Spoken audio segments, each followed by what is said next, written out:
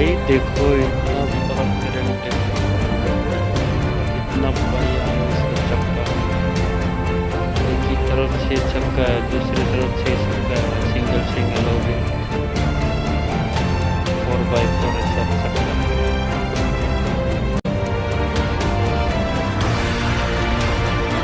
new modelling है भाई, पीछे इसका